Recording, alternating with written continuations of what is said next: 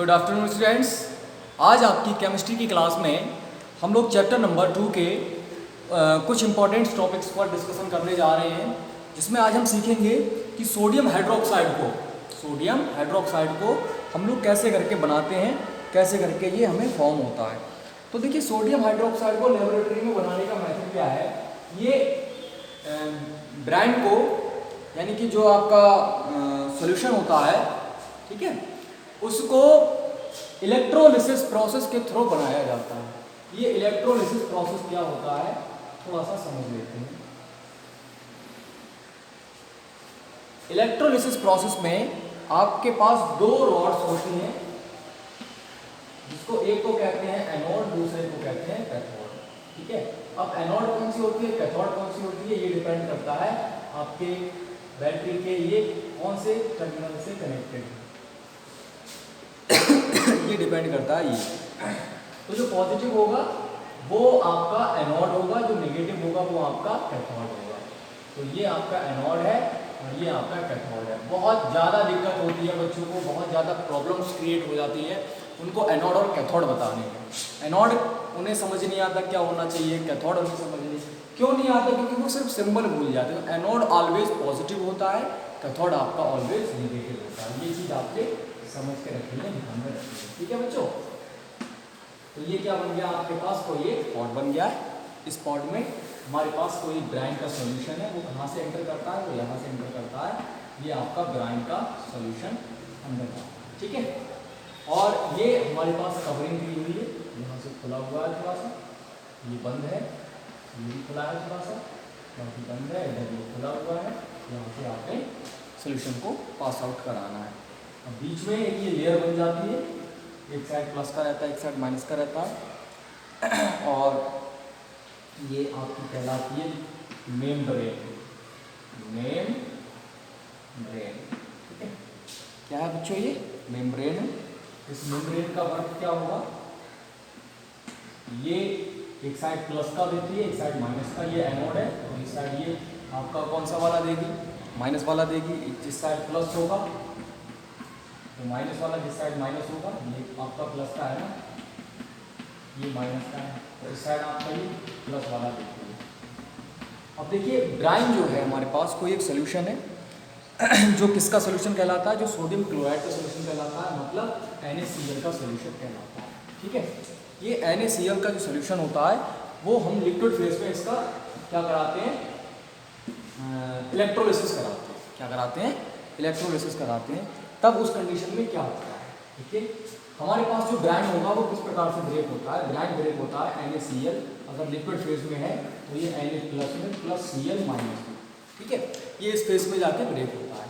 अब ये जो Na+ है, इस पर जो पॉजिटिव चार्ज है, ये क्या चाहेगा, ये चाहेगा कि मैं नेगेटिव चार्ज के पास पहुंच जाऊं, जहां पर नेगेटिव है और वहां पर पेयरिंग कर लूँ। ठीक है, तो ये पॉजिटिव वाला जो है वो पहुंच जाता है इधर नेगेटिव वाली साइड में, और ये जो नेगेटिव वाला है, ठीक है, ये पहुंच जाता है पॉजिटिव वाली साइड में। तो ये पॉजिटिव वाली साइड में जब आता है तो यहाँ पर क्लोरीन से रिएक्ट करके सिंगल बॉन्ड के थ्रू आपकी क्लोरीन गैस फॉर्म करती है, और वो क्लोरीन गैस Cl2 यहाँ से पास आउट करती है, यहाँ से निकलने लगती है। अब क्या होता है, ये Na+, ये तो आपका मेटल है, ये तो जाने वाला नहीं कहीं। अब इसमें क्योंकि हमने वाटर मिलाया हुआ होता है, तो वाटर जो होता है वो H2 होता है। ये कैसे ब्रेक होता है, ये H++ OH- में ब्रेक होता है। ठीक है, ये आपका इसमें ब्रेक हो जाएगा। अब जो यहाँ पर H+ बचेगा, ये H के साथ बॉन्डिंग करके हाइड्रोजन गैस बनाता है, जो कि आपकी यहाँ से रिलीज होती है। ठीक है, अब समस्या कहाँ रहती है, देखिए, क्लोरीन गैस यहाँ से पास आउट कर जाती है, OH हाइड्रोजन ये पास आउट कर जाती है। अब ये बचा आपके पास क्या है, यहाँ पर बच्चों, ये बचा आपके पास सोडियम आयन, ये बचा हाइड्रोक्साइड आयन। तो ये sodium ion plus hydroxide ion मिलकर आपका NaOH सोडियम हाइड्रोक्साइड बनाते हैं, और ये इस प्रोसेस के थ्रू आपका सोडियम हाइड्रोक्साइड बन जाता है, जिसमें आपका ये ब्राइन के साथ में निकल के आता है, brine plus NaOH sodium hydroxide. ये ब्राइन कंटेनिंग NaOH होता है, ठीक है, यहाँ दीजिएगा कंटेनिंग, ब्रांड के साथ में ये कंटेन करता है आपका NaOH को।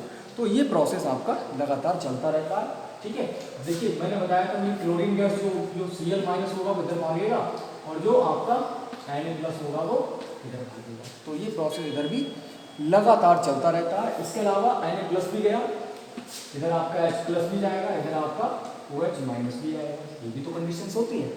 तो अब सोल्यूशन के साथ जब इधर से आता रहता है, बार बार इधर जाता रहता है, तो इधर ब्रांड के साथ में सोडियम हाइड्रोक्साइड निकलता रहता है। ये प्रोसेस हम लोग अप्लाई करके क्या बनाते हैं, ब्रांड यानी कि सोडियम हाइड्रोक्साइड बनाते हैं। ठीक है, क्या बनता है हमारे पास, सोडियम हाइड्रोक्साइड। तो अब इसकी जो कंडीशंस है, इसकी जो थ्योरी है वो हम लोग लिखेंगे। ठीक है, तो आप लोगों ने हेडिंग डालनी है सोडियम हाइड्रोक्साइड, सोडियम हाइड्रोक्साइड। ठीक है, अब इसमें मैं आपको नोट कराऊंगा, तब आपको लिखते रहिएगा साथ साथ। और ये डायग्राम बहुत इंपॉर्टेंट है। ये जो रिएक्शन मैंने छोटी छोटी लिखी है, डायग्राम के ठीक नीचे आपको बनानी है, लिखनी है। बहुत इंपॉर्टेंट है कि कैसे करके मैकेनिज्म हुई थी। या अभी ना लिखेंगे आप इसको, तो आप सिर्फ ऐसा करिए, सिर्फ डायग्राम बना लीजिए।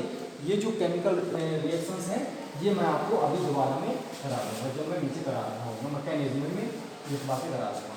तो ये आप बना लीजिएगा, ये इंपॉर्टेंट है। ठीक है, अब इसमें देखिएगा ये बनता कैसे है।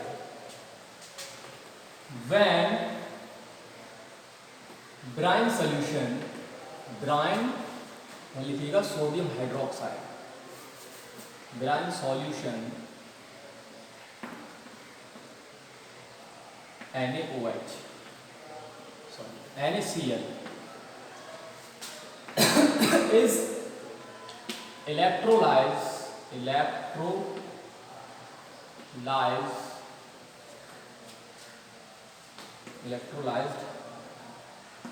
in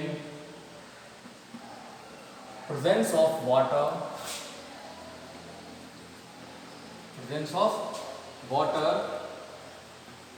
then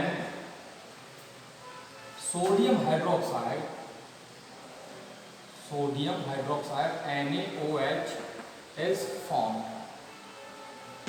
ठीक है, तब ये सोडियम हाइड्रोक्साइड आपको फॉर्म होता है। And chlorine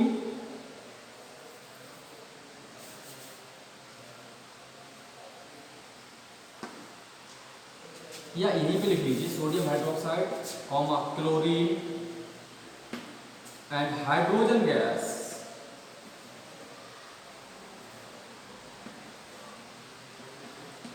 is form. ये हाइड्रोजन गैस भी हमको फॉर्म होती है। तो ये आपने इतना लिख लेना है। अब उसके बाद में देखिए, इसमें जो आपकी क्लोरीन गैस निकलती है उसका क्या यूज़ होता है, उसका फ्यूल्स में यूज हो, जो हाइड्रोजन गैस होती है उसका यूज़ फ्यूल्स वगैरह में भी होता है, या फिर हम कहें तो फर्टिलाइज़र वगैरह के लिए भी यूज होता है। और जो आपकी क्लोरीन गैस होती है वो भी आपकी पेस्टिसाइड्स वगैरह, PVC वगैरह, या इन्फेक्शन या CFC वगैरह के लिए, या वाटर ट्रीटमेंट के लिए, ठीक है, डिसइंफेक्टेंट्स के फॉर्म में भी इसका यूज़ किया जाता है। ठीक है, तो ये चीज़ें आपको थोड़ा सा ध्यान में रखनी थी। अब मैं इसको रफ कर रहा हूँ, उसके बाद फिर मैं इसके प्रोसेस पे पहुँचूँगा कि ये बनती कैसे है, वजह क्या थी इसकी बनने की। ठीक है, इसके बाद हेडिंग डालिएगा mechanism.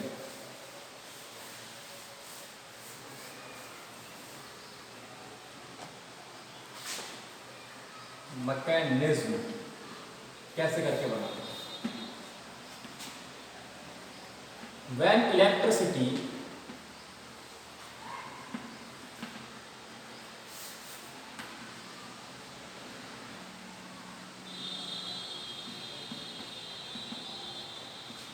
is passed through the solution,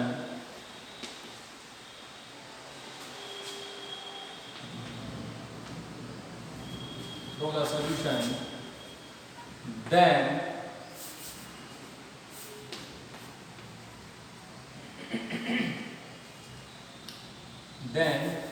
अब आपके पास क्या था, NaCl breaks Na+ + Cl-।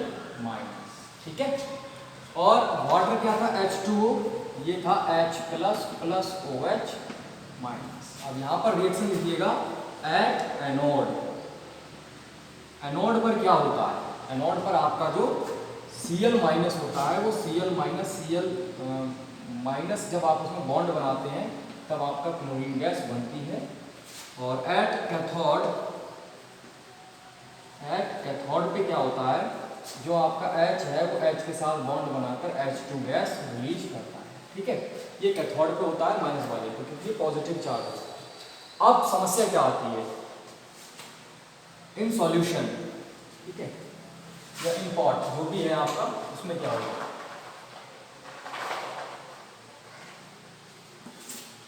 देखिएगा Na++OH माइनस मिलके बनाता है NaOH। ठीक है, यहाँ पर ये होगा आपका